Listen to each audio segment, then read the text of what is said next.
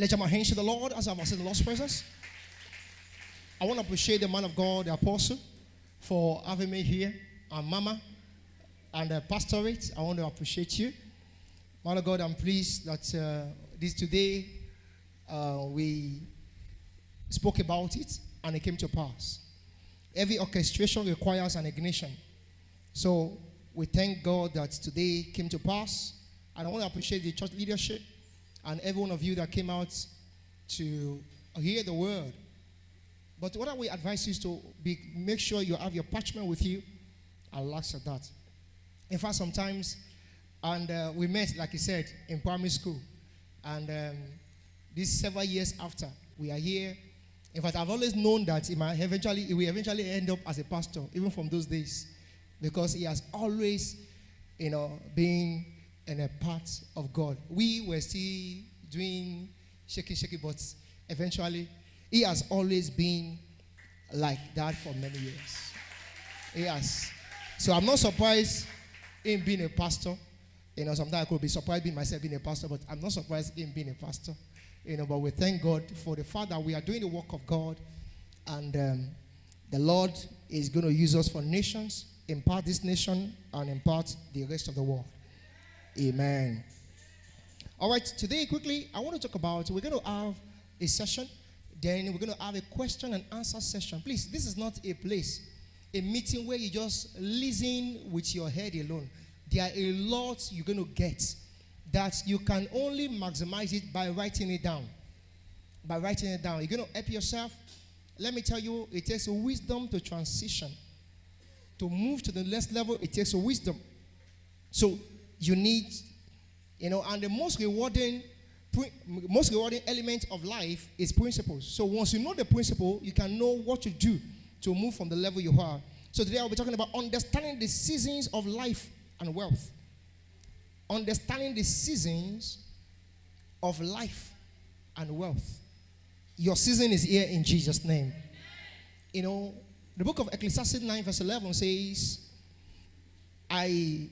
I came to understand that the race is not to the swift, nor battle to the strong, nor bread to the wise, nor riches to the men of skill, or favor to men of riches to men of understanding, or favor to men of skill.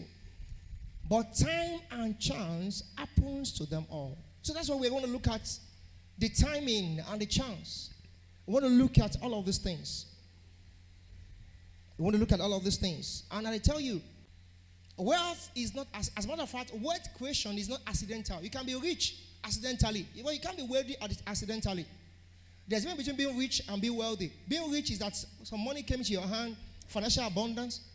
But being wealthy means you have a structure that continually generates money for you for the rest of your life.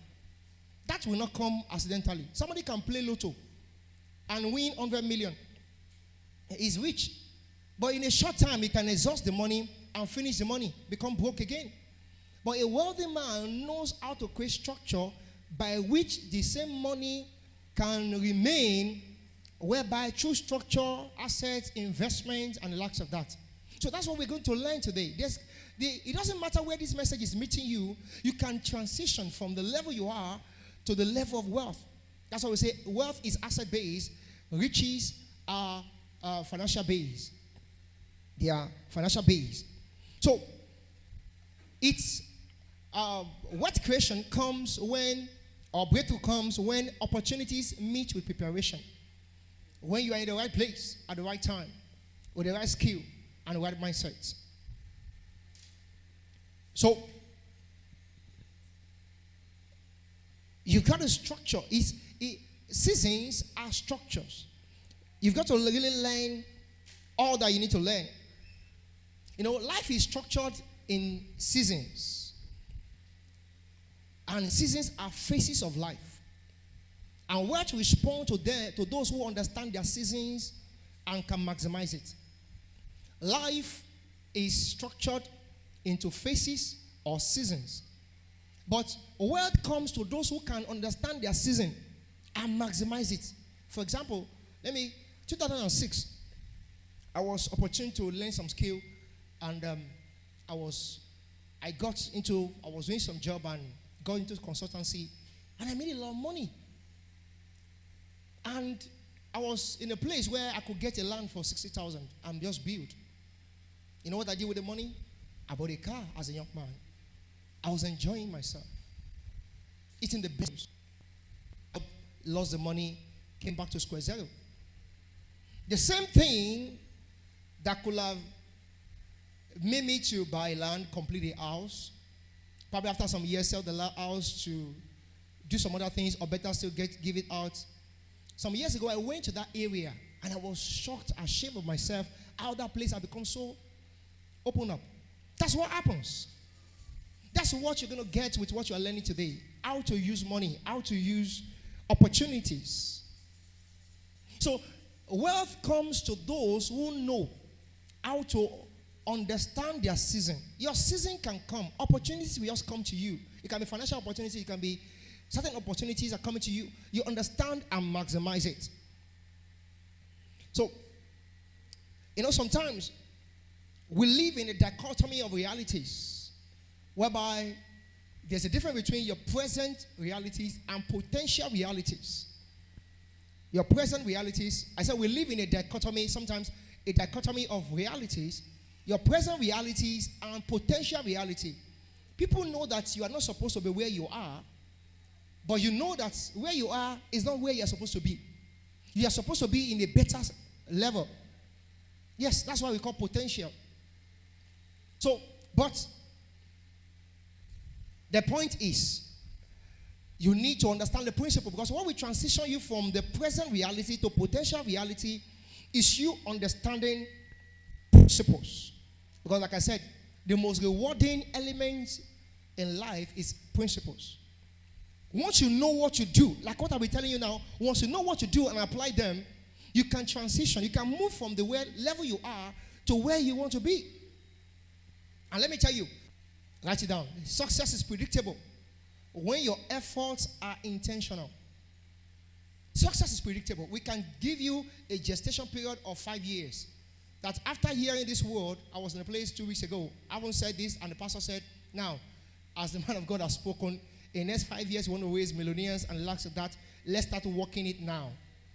You can have a gestation period of the next 5 years of your life. How are you going to go about it, creating wealth? You know, the Bible says a righteous man leaveth inheritance for his children's children. Don't just be about yourself. When your children are old, what do you want to hand over to your children?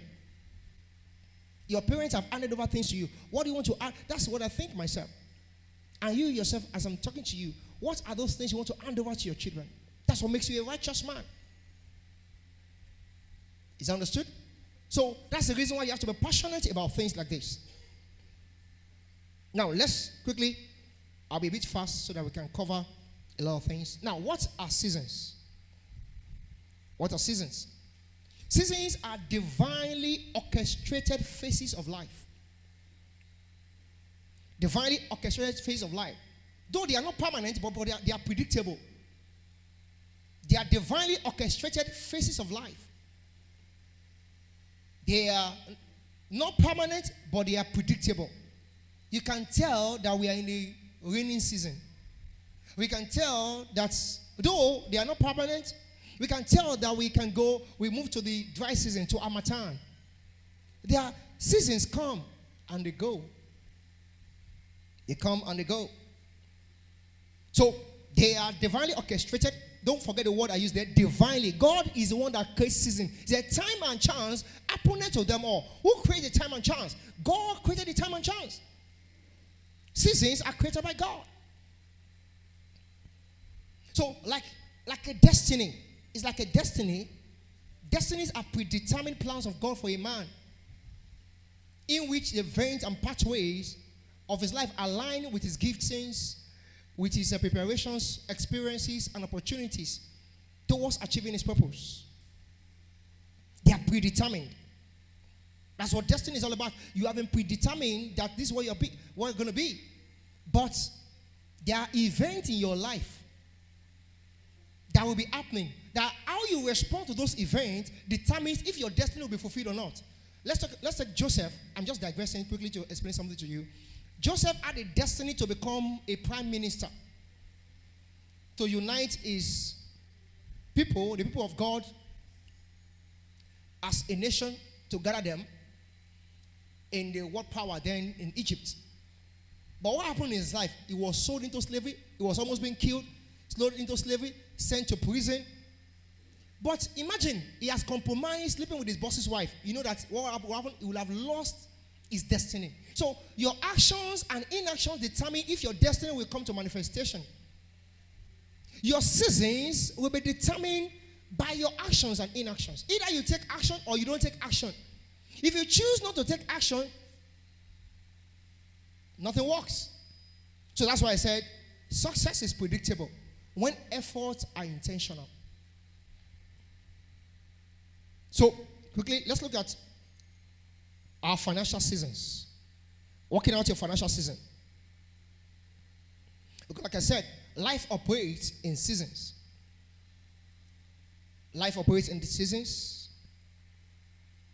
I've said also that seasons are divinely designed phases that are not permanent, but they are predictable. Your responses to each of your season determines your outcome. Your responses. Don't forget, I gave you an illustration of myself, my own foolishness, some years ago. How my season came, but I responded in a wrong way. And I lost out. A lot of you have some time in your life, your seasons have come, you have wasted them. Well, that's the reason why you are becoming, you need to understand what we are going to be teaching you now to become accountable to yourself. And to become very, very optimistic and very pragmatic towards the future. That you have to do better going to the future. You have to train your children to do better towards life. Now, we have 4 seasons of a man's life. Okay, better still, like nature has about 3 seasons. We have the planting, the cultivation, and the harvest. When life also, man has about 4 seasons. We have the learning, application, earning, and structure. And let me quickly explain, deal with that. That's why I say you have to write. You will do yourself a disservice when you are not writing. Because you have to learn these things. You have to learn these things. So learning phase is at the times, there's a learning phase, there's an application phase, there's a earning phase, and there's a structure phase. You must understand these 4 quickly. I will give you time to ask your questions so you can be writing questions down. Anything you don't understand, we are here to deal with it together.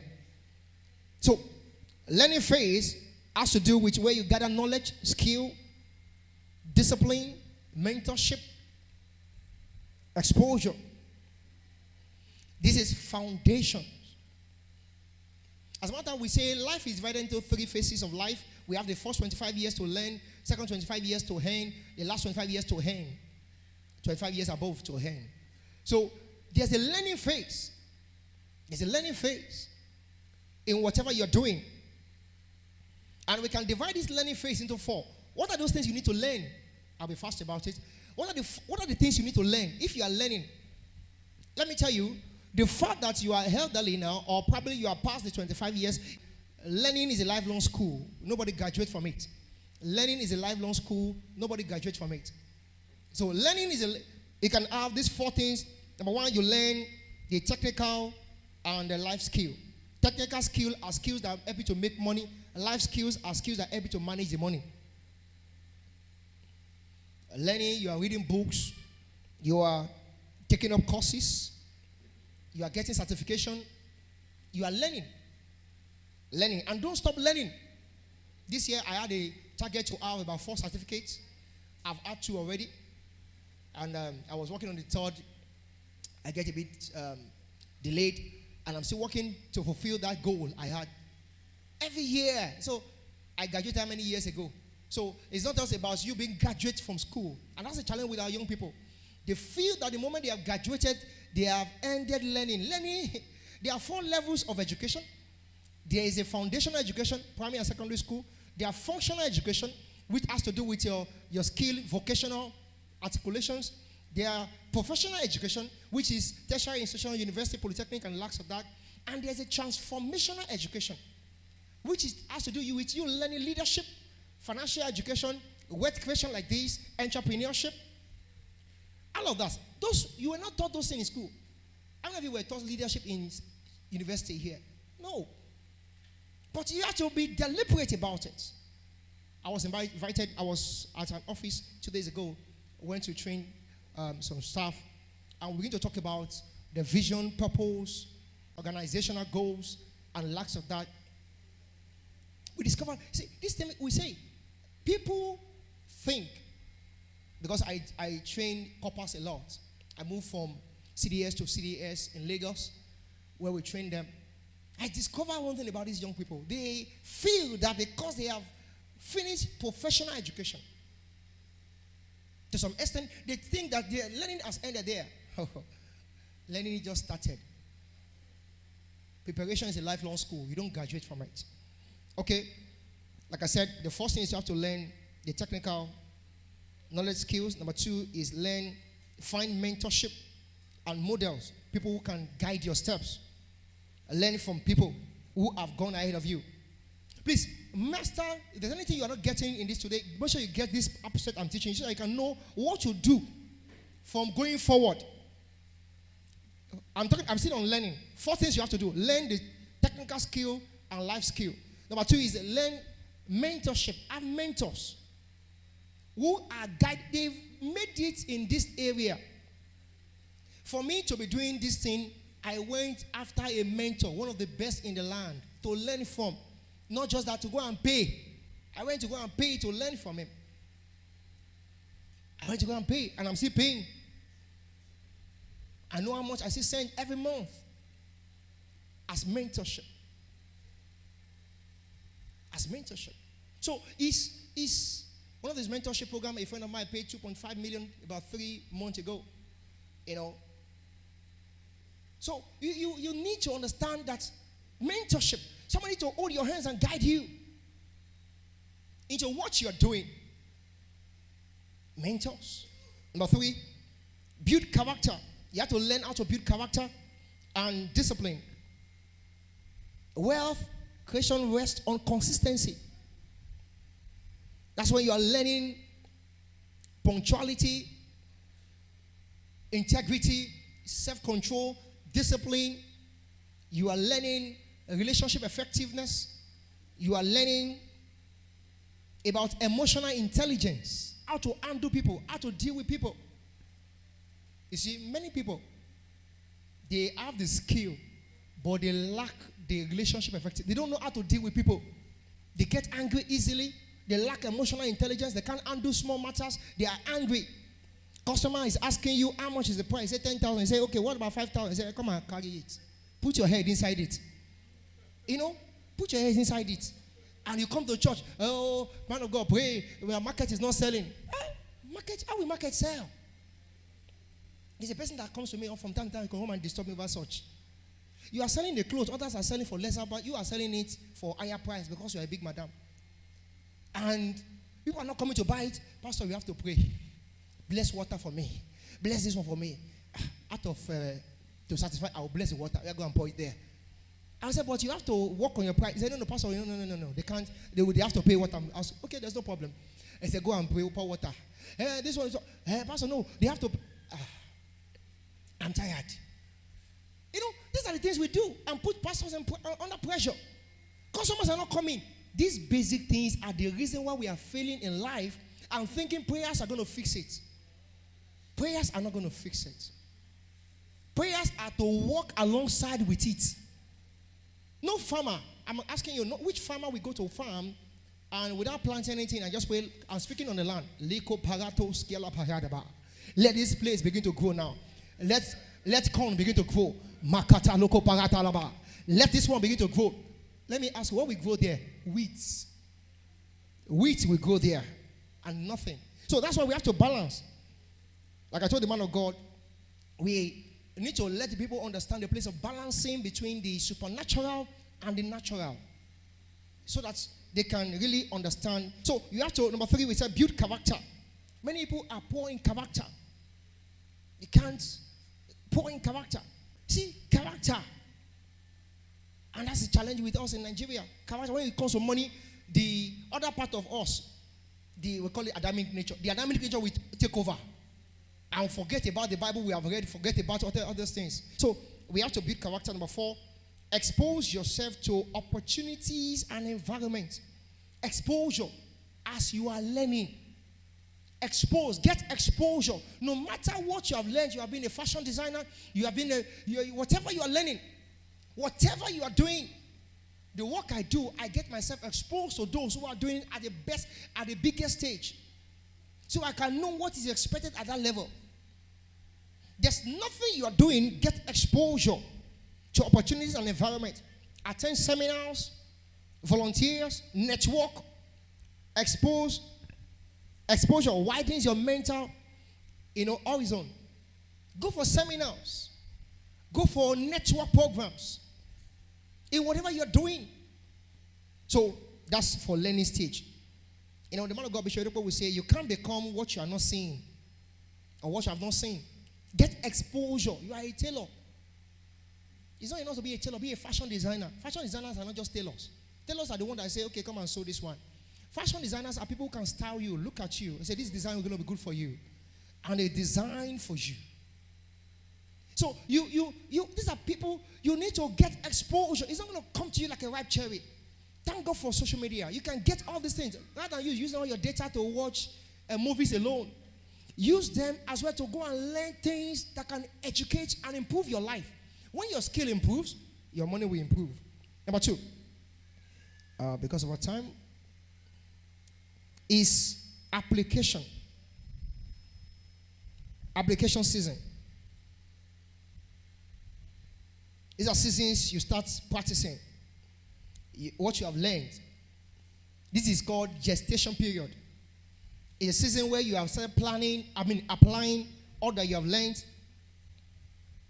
You build, you make mistakes, you fail, you correct them, you grow.